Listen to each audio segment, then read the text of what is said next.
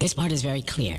You're nothing but a pawn, and you'll remain a pawn until you play. The rules are clear. Take what they give you, give away what you have to, and the difference is yours. The question is, how big is the difference? Are you really intending to win? Well, why not? There are lots like me, and we're the actual players.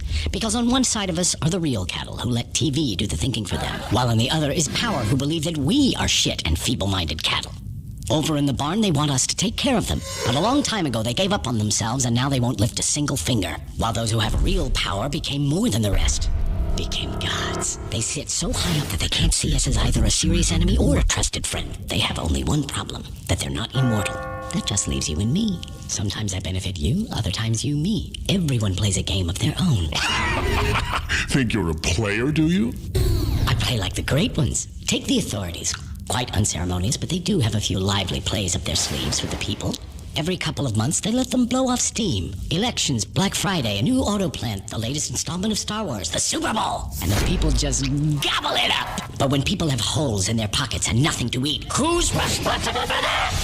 So now, without their beer and football, they need a sacrifice. And you can be certain that power will provide them with a patsy. And it'll be us. Understand?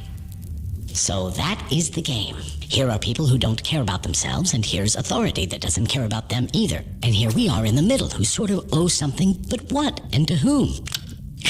It's not clear. How pure and simple. You're more naive than you look.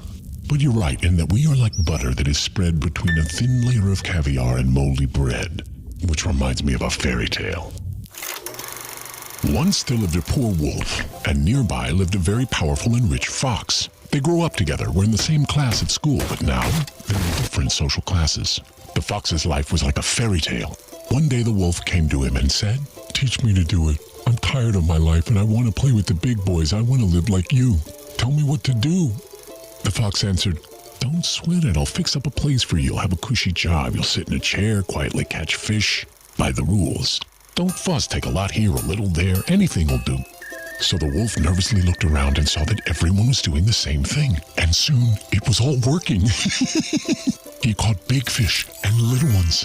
One day, the fox came to get his share of fish, but the wolf said to him, "Sorry, brother, this fish is stuck to my tail." So the fox went and unstuck it. He cut the wolf's tail off and unstuck the fish. Good thing the wolf wasn't using his for bait.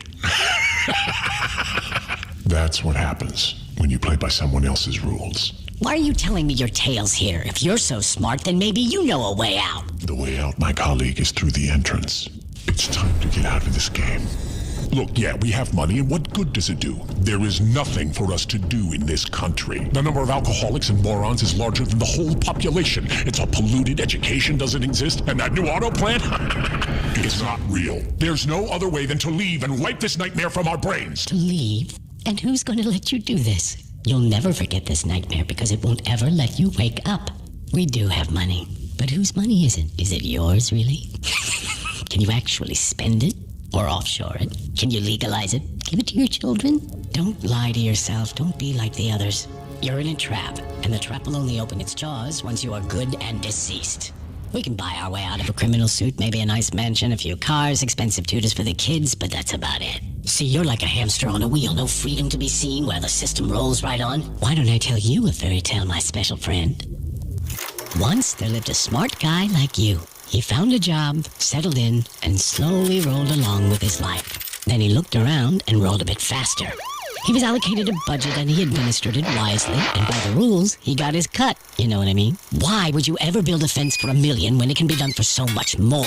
So he rolled on like this. The books looked good. Sometimes they didn't quite balance, but mostly it was a well-oiled machine. He'd give a taste to get off in court, give a taste to avoid an audit, he'd give a taste to whomever caught him and get away. But came the day he decided, enough. I've made enough for myself and my kids. No more risk. Everything can change. I'm leaving the game.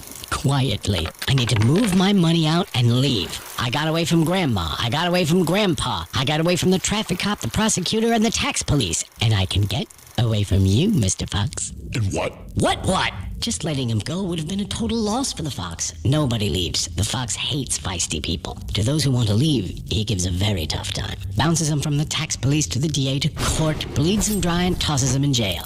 You asked for it, gingerbread man. Why are you silent? Hello? Are you even here? Leave him alone. He looks like He's asleep. What can I say? You seem to be making some good points, so I didn't chime in. So what do you want? To win? Or not to lose? Not to lose. It doesn't matter. How is it possible to win or lose in a game where the rules are constantly changing, but are never changed by you? I want to tell you a story too. There once was a turnip that grew very, very big. They started tugging it in different directions, but just couldn't pull it out. The turnip creaks, but it won't come out. Then one smartass said, why don't we just grab the turnip together and pull it in the same direction? They grabbed it, pulled really hard, and pulled out the turnip. It shined gloriously like the sun, so beautiful, so smooth. When the turnip was just sitting there, no one got anything at all. But after it was pulled, everyone had enough. There is one way alone for us to agree amongst ourselves, to finally write some rules ourselves. And that's when it will start. Our game.